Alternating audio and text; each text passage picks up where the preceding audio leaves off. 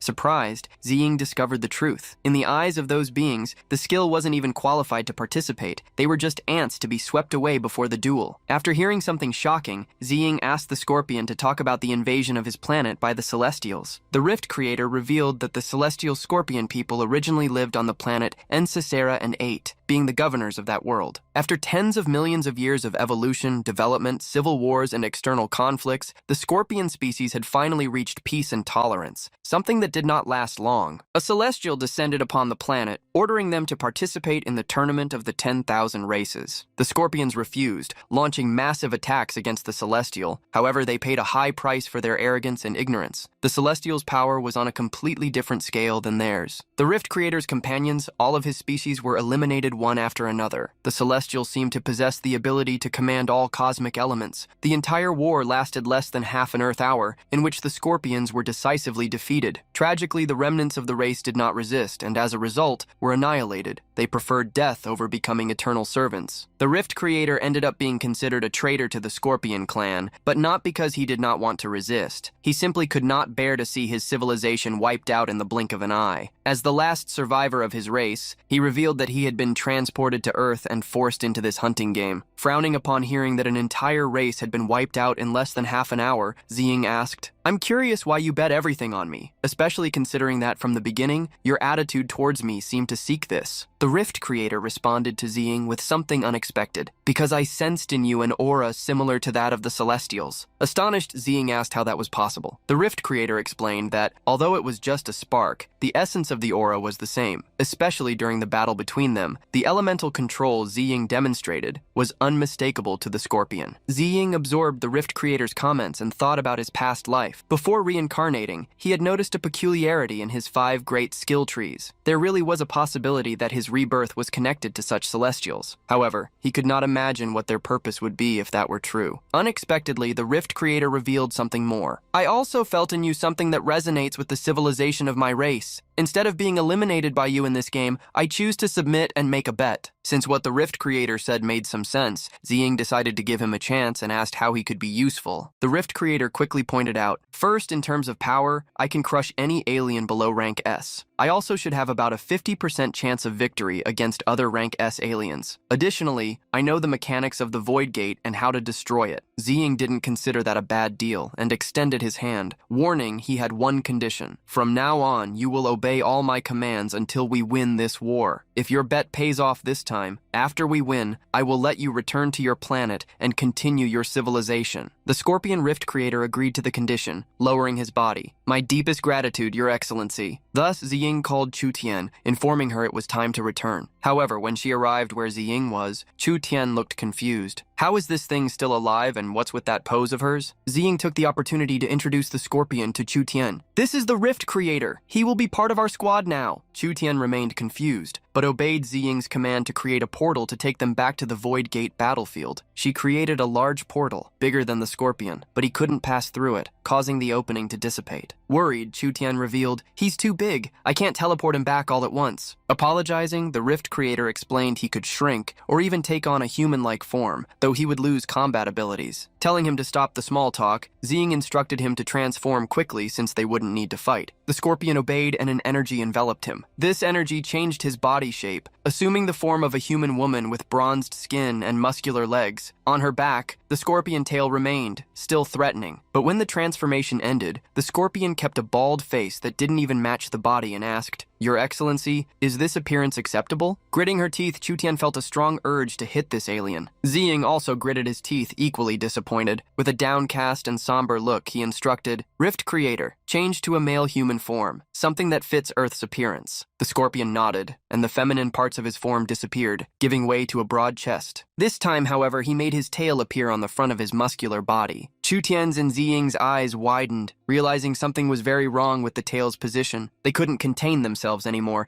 and attacked the scorpion, who got beaten amid Ziying's shouts. "Do you have something against the human appearance?" Chu Tian also scolded him. "What was the idea behind putting your tail on the front of your body?" After apologizing, admitting he still had much to learn, the rift creator correctly assumed a human form, placing the tail at the back. Chu Tian even helped him by grabbing a cloth for him to wrap around his waist to avoid any embarrassment. On the battlefield, Chang'e was sitting, watching the Void Gate. Next to him, Chang Kong asked, "Has the Void Gate been too quiet for several hours?" Chang'e attributed this to what Xingye had mentioned. The aliens' teleports must follow some pattern. Suddenly, a portal opened, and through it passed the Rift Creator, answering the duo. "That's right, there is a pattern!" Immediately, the two took combat positions upon seeing the monster that did not look human. However, soon Ziying crossed the portal and introduced, "This is our new companion, a rank S alien, the Rift Creator." Lan Changkong and Su Chang'e were shocked by Ziying's words. Familiarizing himself with the duo, the Rift Creator pointed upwards and explained, "The Void Gate is only activated and opened at sunrise. Currently, most rank A and lower aliens are teleported en masse. Rank S aliens are transported only in small numbers and only at noon, so there's no need to keep watch during the night." Crossing his arms, Ziying asked what the method to close the Void Gate was. The Rift Creator revealed that inside each gate, each race had their corresponding teleport passes, transit space, and teleport center. We need to pass through the passage, reach the transit space, eliminate the aliens there, and destroy the teleport center. This should prevent any other teleports for that race. Worried, Ziying asked if the teleport centers could be rebuilt after being destroyed. The Rift Creator admitted it was possible, but that goes against the rules of the game. If a teleport center is destroyed, it means game over for that race. The Celestials will then take care of exterminating it. Worried, Lan Changkong asked if they could really defeat that celestial existence. Although the concern was legitimate, Ziying asked everyone to take one step at a time. Chang'e, on the other hand, was more worried about something else. Excitedly, he put his arms around Ziying and Changkong's shoulders, pulling them close, and said, "Forget those bastards. Didn't the Rift Creator say the next wave only arrives at sunrise tomorrow?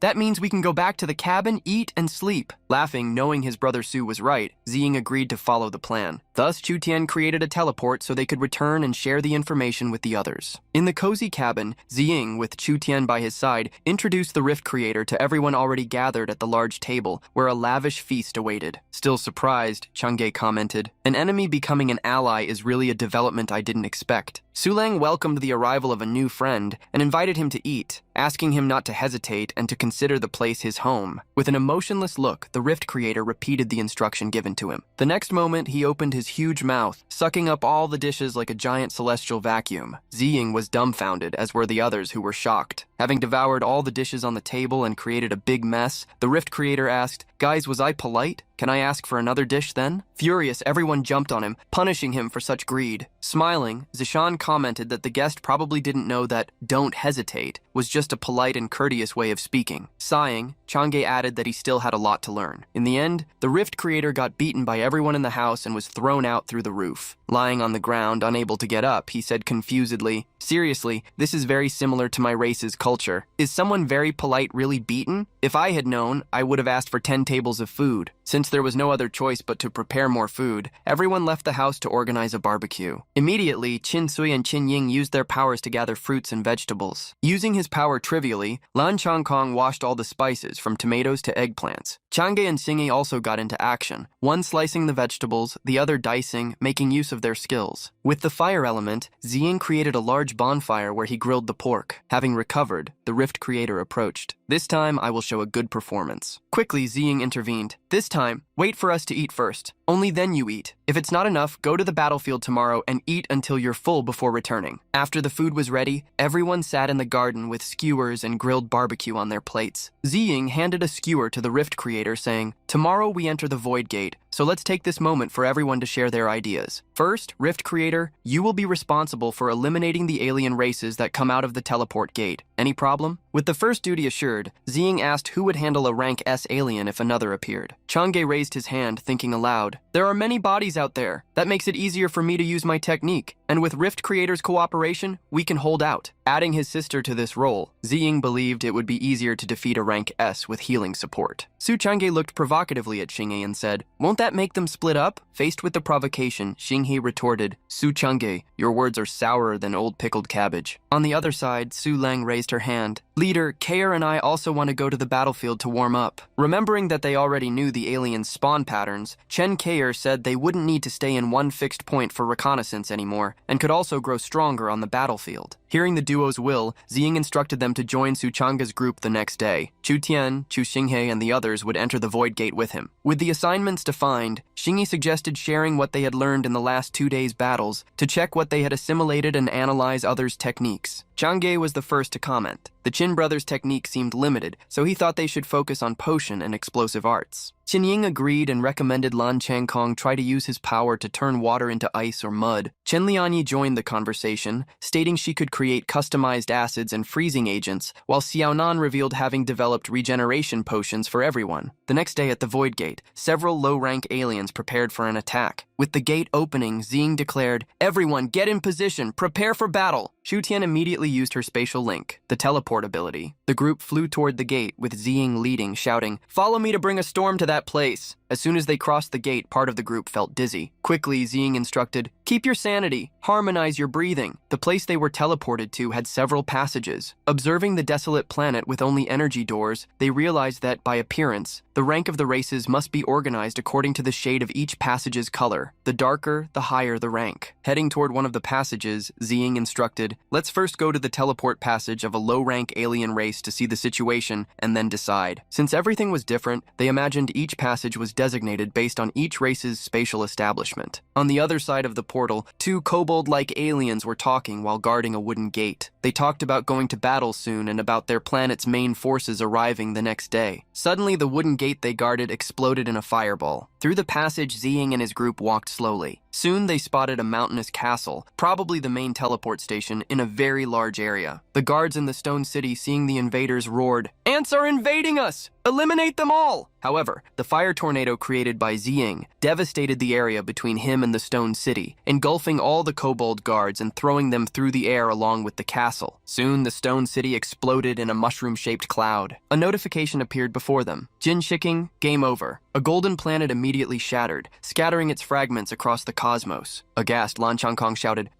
They were eliminated with a single attack?" Xinghe commented that maybe they weren't even needed, just sending Ziying alone would suffice. Holding his head, Qin Ying even wondered why he was there. Checking his stock of source stones, Ziying noticed that, even using the forbidden spell, they had not been consumed. Apparently, the spiritual energy was so abundant inside the Void Gate that it cancelled the need for them. However, unexpectedly, an energy arose in the veins of Ziying's hands, making him grit his teeth as he observed it closely. Imagining that was the price to use abilities inside the Void Portal, Ziying wondered what the final cost would be. Worried about Ziying's reaction, Xinghe asked if something was wrong, but Ziying reassured him. Rising from the ashes of the explosion, Ziying called everyone to continue the attacks, because the faster they closed the teleport gates, the safer the world would be. Xinghe knew Ziying didn't want to talk at the moment, so he decided to save the questions for after their return. Running to one of the rank S portals, Ziying ordered the others to split up and go to the lower-ranked ones first, letting Chu Tian move freely to assist them. Finding an area of golden-colored portals, Ziying imagined there were rank S aliens on the other side. Noticing a pattern drawn on the portal, Ziying questioned, "Isn't this used for succubi? Do only those of rank S receive a special marking?" Looking around, there were several portals with drawings of races that had already appeared on the battlefield, like the Sonic Bat and the Rift Scorpion race, the latter erased, possibly because their entire species had been wiped out. Ziying then ran into the portal. Upon crossing it, he found himself inside a tunnel of mental power, a psychic passage, and wondered, by the way, is this teleport gate one way? If the Celestial doesn't open the gate, can the beasts inside not get out? But we can enter easily? Then why does the Celestial do this? If it's just for fun, why not release them all at once? Is the Celestial really doing this just for amusement? On the other side of the passage, in a large natural outdoor hot spring, several aliens identical to the one who had taken over Ziying's father's body were gathered. One of them commented, "Today is our day, right? I don't know what the situation has been since the elder sister left last time." Another alien reassured him, "Don't worry, there are only low classes on the planet we're invading. We can destroy them with our intelligence." Unexpectedly, the group saw the teleport gate shine intensely and be knocked down. They were confused because the invasion time had not yet come. When the two who were talking realized the ants were counterattacking, it was already too late to save their necks. One of the aliens quickly stood up. "Prepare for battle. Use mental attack." Faced with the collective mental attack, Ziying found himself in trouble. However, using a mental defense at maximum power, he managed to block the attacks. Two aliens transformed into slime, merging for a seduction attack. They turned into beautiful women, trying to embrace Ziying, who almost succumbed to the aphrodisiac scent of the illusion. The women touched his face, trying to make him surrender to pleasure. Closing his eyes, Ziying replied, "All right, I will," and immediately added, "I will crush you and your ancestors." With a swing of his sword, Ziying launched an energy attack that cut through the surroundings with the fury of humanity, roaring, "How much do you underestimate humanity? Do you really think we'll fall for these cheap tricks?" One of the transformed aliens fell back into the hot spring, hurriedly warning a species companion, "The information is wrong. It didn't work." Immediately, several aliens used umbilical cords coming from their heads to try to connect to Ziying. But swinging the sword charged with a dark crimson energy, he frustrated their plans. One last cord had not been cut because Ziying didn't notice its presence. He tried to attack the aliens with an overwhelming strike, but at that moment, his opponents found crucial information. They all transformed into the people Ziying cherished most, his team. However, laughing, Ziying mocked, "Do you really think you know why they are important? With this stupidity, you underestimate humanity." Striking the subworld on the ground, Nan Ziying wiped out the aliens. A fierce wave of pain and agony swept through the space monsters, and with an explosion of crimson cuts, Ziying made them disappear. Having faced a familiar monster, he found the fight much easier than last time. Now, it was time to attack the Sonic King Bat Tribe. In the battle against the bats, the alien beasts immediately used their sound waves, but in counterattack, Ziying used the dragon's roar. The golden dragon didn't even notice the bats. It simply devoured them, annihilating them like hot lava passing through fine silk. Quickly, with its powerful breath, the dragon wiped out all the bats, turning the planet into a cauldron of lava. With a worried look, Ziying saw the mark on his hand appear once again. In the fight against the succubi, he had only used Ashura abilities, and at that time, such a curse had not appeared. It became clear to him that the mark was really a price to pay in exchange for sparing the source stones. Ziying ended up commenting, "Unfortunately, my stock of source stones, even without considering joining the battlefield outside the Void Gate, will not be enough. It doesn't matter. Anyway, this price doesn't seem high at the moment, and regardless of the final price, we will win this war first." Thus, Ziying headed to the world of the Specters of Decay. Outside the portals, Chu Tian was organizing some information. Everyone seemed to be doing well in the worlds they had invaded, so Chu Tian didn't need to do much. He even blamed himself for not having grabbed some snacks to eat while waiting. Suddenly, a huge explosion happened in the portal region. Chu Tian's voice slowed down, and he couldn't even move properly. In front of him, a gigantic alien dragon appeared, roaring in his direction. With the dragon's roar, Chu Tian was thrown backward. In a slow voice, he tried to shout, "Someone, please save me!" Nan Ziying immediately appeared, advancing at his maximum speed toward the dragon. Raising his sword, he unleashed the Forbidden Thunder element spell. The prison of desolate thunders fell upon the dragon like iron bars running through the alien's entire body, making it roar in pain. Chu Tian hurriedly sent a message to the Qin brothers. They promptly used magical vines to pull Chu Tian into one of the lower-ranked portals. The brothers saved Chu Tian, and Qin Sui caught him in his arms, preventing him from falling. The poor little girl cried, eyes full of tears. "I was almost devoured." Gently stroking Chu Tian's head, the brothers calmed her. Being called a child by Qin Ying, Chu Tian recovered, arguing with him, "I wasn't really scared. Why would I be afraid when you two aren't?" Outside, the battle between the lightning and the dragon intensified. Suddenly, the lightning attack was stopped by the dragon, and the spatial bubble created by Chu Tian burst. As if possessing the ability to freeze time and space, the dragon fled, traveling toward the spatial portal. Unable to pursue the dragon, Ziying immediately intended to warn Chang'e of the danger. Outside the portal, the Rift Scorpion used its stinger to shoot several projectiles, the celestial fire meteors. The explosions reached across the battlefield, destroying the invading aliens. The rest of the team had an easy time thanks to the Rift Scorpion, who alone dominated the battlefield. They even made snacks while watching him defeat and devour the invaders. After filling his belly, the Rift Scorpion took on his human form, scratching his head while showing that he had defeated all enemies. "You praise me too much, but what I did was just a small effort." Chang'e hurriedly scolded upon seeing the scorpion transform into a human, knowing he couldn't fight like that. "Keep fighting, and what if we get caught by our prey?" In the moment of relaxation, Su Chang'e received a telepathic message from Ziying, warning that a rank S celestial dragon was about to pass through the portal, a dragon that froze time and space. As soon as Ziying warned, the dragon passed through the portal and immediately opened its mouth, gathering a large amount of energy for a dragon's breath. Several fire spheres were created by the dragon, which threw them toward the Rift Scorpion, intending to punish him. Chang'e hurriedly shouted for the Rift Scorpion to be careful, but it was too late. The giant scorpion couldn't move and saw the large fireball traveling toward him. Quickly, Su Chang'e used the celestial puppet net. Creating a net, Su Chang'e managed to trap the dragon, preventing its attack. Using the contract shred skill, Su Chang'e tightened his lines around the dragon, closing its wings and wrapping it up. However, furiously, the dragon broke free from the lines, unleashing a dragon's breath. With the dragon's attack, even the puppet strings were frozen, allowing it to escape. Su Chang'e saw the only possible action was to save the Rift Scorpion. Creating new strings, he wrapped them around the scorpion to pull him away. Thanks to this, he managed to remove the Rift Scorpion from the line of fire of the dragon's breath, which created a large crater. Ziying's sister quickly approached the scorpion, using her sacred light healing skill to restore the alien scorpion's shell. However, the dragon did not intend to let him escape and flew toward Chang'e, who was protecting him. Chang'e confidently blocked the dragon's path. "The Rift Scorpion is our companion now. If you want to eliminate him, you'll have to go through me first." The giant scorpion cried from its 6 eyes upon hearing it was treated as a companion. While healing him, Sijun smiled, finding it funny. "You big silly, what's wrong? Crying and whining over silly things." Suleng closed her eyes, using her perception. His ability to freeze time and space is similar to the paralyzing art. It lasts for 10 seconds, but when he releases his dragon's breath, he can't use any other skill. Chen Care, making a prediction, warned, "Su Chang'e, be careful. He's going to use the dragon's breath." Just as Chen Care predicted, the dragon unleashed its powerful energy attack. Dodging the breath with a big leap, Su Chang'e mocked, "We are not afraid of you. You think that paralyzing art you're so proud of is something great? When the ancestral monkey was already playing with that trick, your race was still inside an egg." Furious at the words of the inferior human, the dragon flew toward him, opening its mouth to devour him. But at that moment, Su Chang'e used his string skills to raise puppets. Gathering a large number of puppets, he began a great transformation.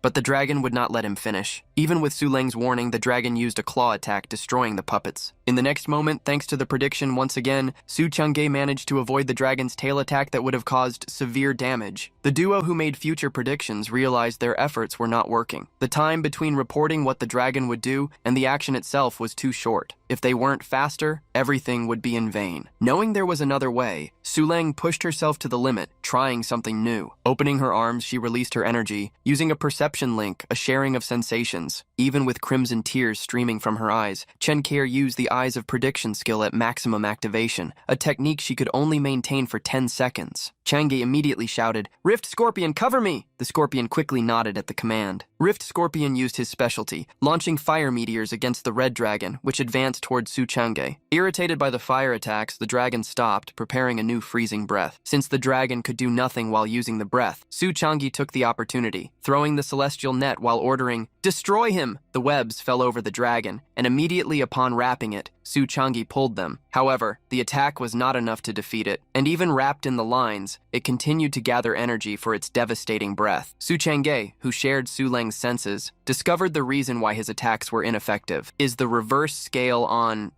the dragon's forehead giving it regenerative abilities? Trying to prevent the dragon's plans from continuing, Su Chang'e launched a second attack, this time targeting its forehead. Unexpectedly, he managed to remove the dragon's reverse scale, a gem located between its eyebrows. Now, without it, the dragon would be nothing more than a flying worm against humanity. Snorting mockingly, Su Chang'e captured the red crystal. "This reverse scale is mine now." Su Chang'e immediately pulled his lines and, as if cutting butter, turned the dragon into cubes of meat that fell from the sky. Su Chang had defeated the dragon, but not everything was over. Su Leng and Chen Care immediately suffered backlash effects from having pushed their abilities to the limit, falling from the sky. Moving quickly, Su Chang'e managed to catch the two girls. The Rift Scorpion hurried toward them, intending to help carry them, but Zishan intervened. She was the most useful person in that situation, immediately creating a healing dome to stabilize the two's lives. Regaining some consciousness, Su Leng commented to her friend, K-Air, we are finally no longer a burden. Snorting, K-Air replied with a forced smile. I never considered myself a burden. At least I was a phoenix claw. After the two recovered thanks to Nan Ziying's healing, Su Chang'e thanked them. This time we owe you a lot for breaking that deadlock. No one on our team is dispensable. Taking a vial, Su Chang'e handed it over, revealing it was a quick recovery medicine made by Chen Liani.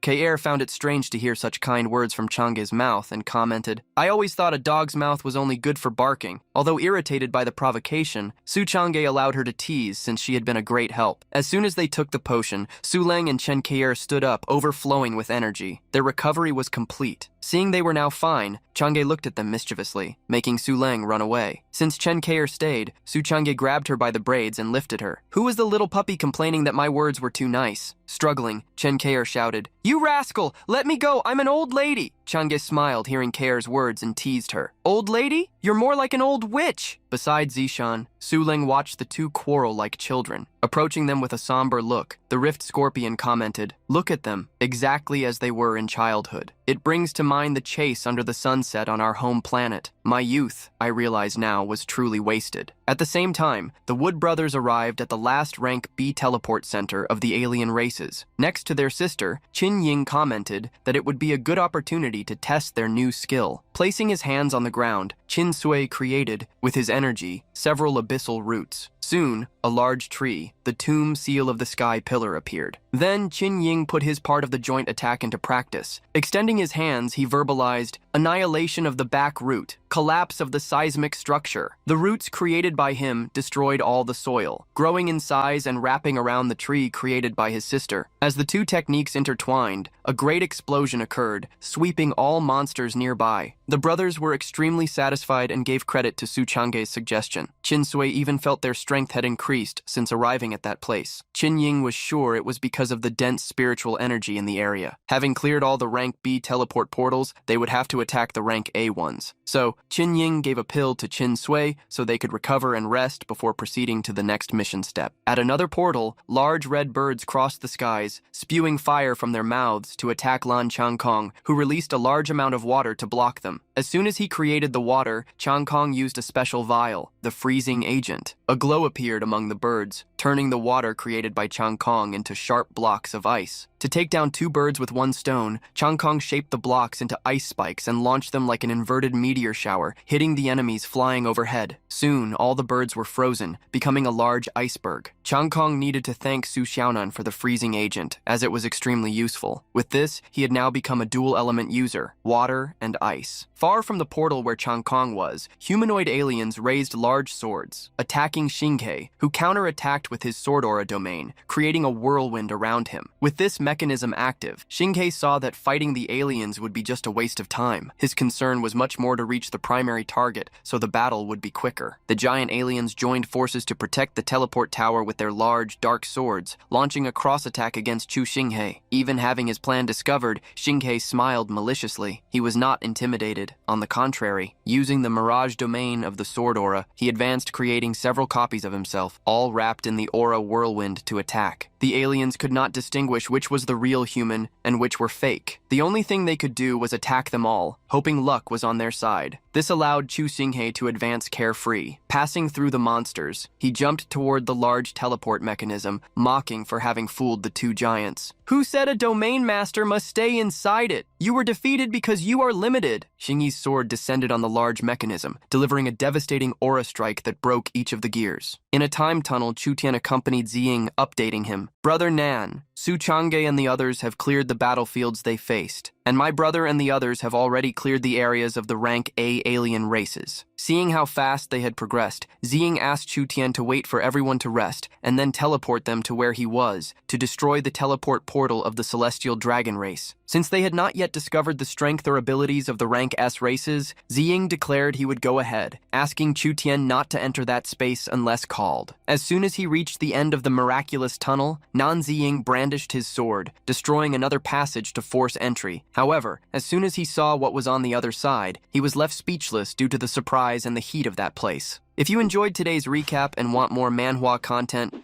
subscribe to the channel. We're starting this journey now, and I hope that together we can strengthen this new community. So go ahead and like the video, comment for future parts, and share it with your friends. Thank you so much for joining us, and until next time.